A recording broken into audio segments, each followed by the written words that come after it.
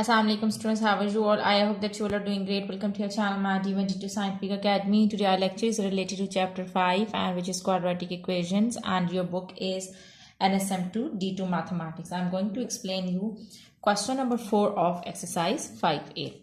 Question number 4 is solve each of the following equations. So students, here different equations are given, so you have to solve them. Here you can see that this is k square plus 12k plus 36 is equal to 0. So here you can see that these are the quadratic equations, and you know that whenever we are having quadratic equations we can solve them with the method of factorization. So here I'm going to use the method of factorization to solve them.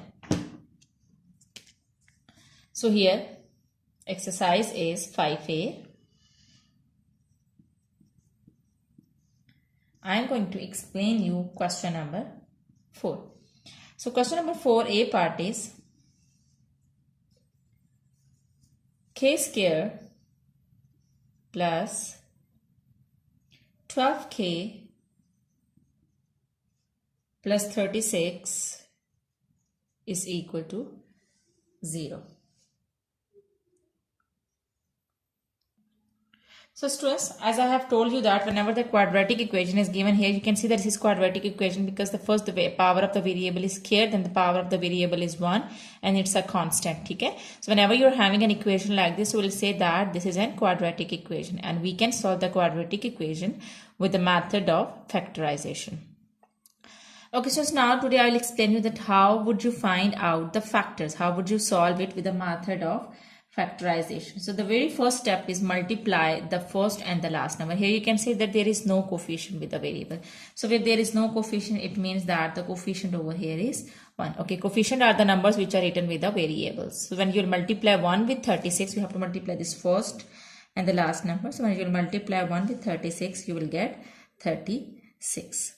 Now you have to choose two numbers that when you multiply you will get 36, and when you will add or subtract you have to you get this number which is 12, the midterm which is 12. Okay, so basically what we do in the factorization, we find out two factors and we break the midterm into those factors. Okay, so we have to find out those two factors. So now which two factors that when you multiply them you will get 36, and what are those two factors that will add or subtract you will get 26. So here you can see that those two factors are 6 and 6, because when you will multiply 6 with 6 you will get 36, and when you will add 6 and 6 you will get 12. Okay, so those two factors are 6 and 6. Now what you need to do is you have to write down the first and the last term as they are. In the mid of the term you have to write down these two factors. Let's do it.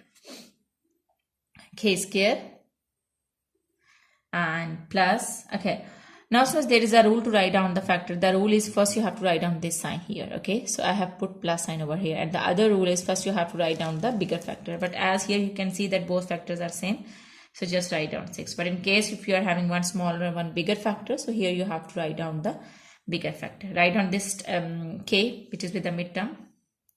Now you have to choose the other sign. What should be the other sign? Because you need 12. Here this is plus 12. So if this plus, the other sign should be plus, because when you will add 6 and 6, you will get 12.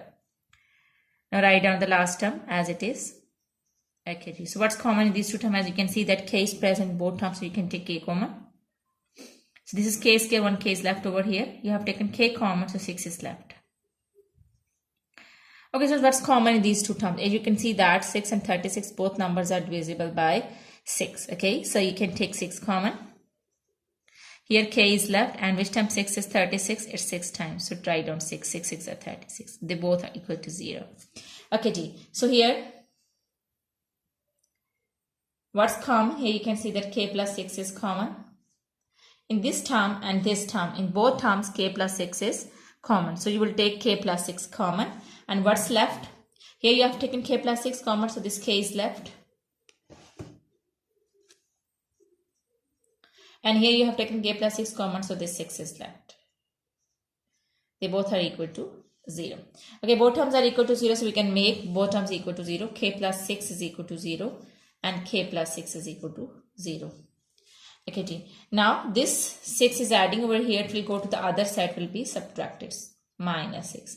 So that you can take any one value. So here you can see that the value of k is minus 6. This is your answer. So I hope that this concept is clear to you. Now let's move forward to part B. So I'm going to erase this so that I can explain you part B. Okay, ji, part B is m square minus 16m plus 64 is equal to 0. Here you can see that again you have to make the factors. This is quadratic equation. First you have to multiply first and the last number. So the first and the last number is 1 and 64. Here there is no coefficient, means that the coefficient over here is 1. So when you multiply 1 and 64, you will get 64. Now you have to choose two factors, that when you multiply you will get 64, and when you will add or subtract you will get 16. So those two factors are 8 and 8.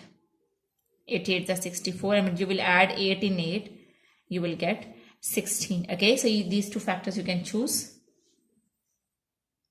Okay, you write down the first term as it is, and in the place of the midterm you have to write down these two factors. So students, remember that first you have to write down this sign. You have to follow the rules to write down the factors, and the first rule is first you have to write down this sign, which is with the midterm, and the other rule is first you have to write down the bigger factor, as both factors are same, so you can write down 8. Now you have to choose the other sign. What should be the other sign? Because you need 16. So when you will add 8 in 8, then you will get 16. So minus minus is plus. Here this is minus, so it means that the other sign should be minus. Right, and this plus 64 is equal to 0. Here you can see that this is, you can take m common from these two terms. M is present in both two terms, so you can take m common. This is m square, 1m is left over here, and this is, you have taken m common, so 8 is left. And from this term, this is 8 and this is 64. Here you can see that 8 and 64, both numbers are divisible by 8. So you can take 8 common. So as you have also taken minus sign common, so inside the bracket, the sign, this sign will be changed. Okay, whenever you take minus sign common, so you have to change the sign which is inside the bracket. Okay, you have taken 8 common here, m is left. And which time 8 is 64, is 8 time, and now change this sign first. And 8 8 is 64, so you write on 8 over here. Now, what's common in this term and this term? You can see that m minus 8 is common. So take m minus 8 common. In this term, you have taken m minus 8 common. So this m is left.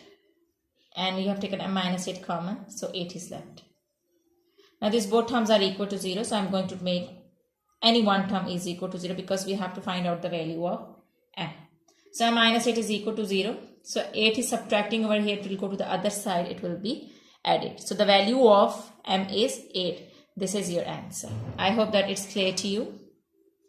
Alright, now let's move forward to C part.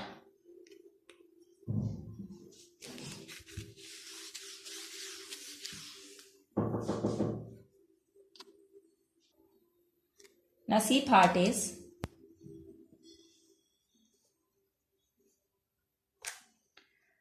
C part is n square minus 16 is equal to 0. Okay, students, now this sum is different. As you can see that this is n square and this is minus 16. Okay, students, whenever you are having two perfect square in between, there is a minus sign, so you can use this identity, which is a square minus b square is equal to a plus b and a minus b. You can use this identity when you are having two numbers with perfect square in between, there is a minus sign. So this is n square, you write on n whole square, minus this is 16. Now 16 is the perfect square of 4. 4 4s are 16. So you can take 4 square is equal to 0. Here you can see that now this is the identity a square minus b square, a square minus b square. They are equal to a plus b, a minus b. Now we can use this identity. Alright, so we'll say that n minus 4, a plus b and a minus b. Okay, a plus b and a minus b. Both terms are equal to 0. Okay, we can make them equal to 0, and plus 4 is equal to 0 and n minus 4 is equal to 0.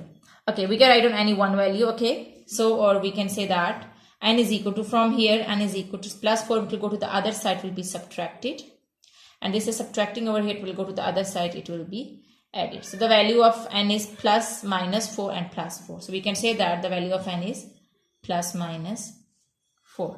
Okay, since I hope that it's clear to you. Okay, you can, there are many other methods to do this. If there is one more method to do this, you can move 16 to that side and you can take the square root. That method, you can also do that method to find out the value of n. And you can also use this method, which is in which you have to use the identity. Okay, so I hope that today's concept is clear to you. Do the practice of this sum, because when you do the practice, this concept will be more clear to you. Take very good care of yourself. Thank you very much, and Allah Hafiz.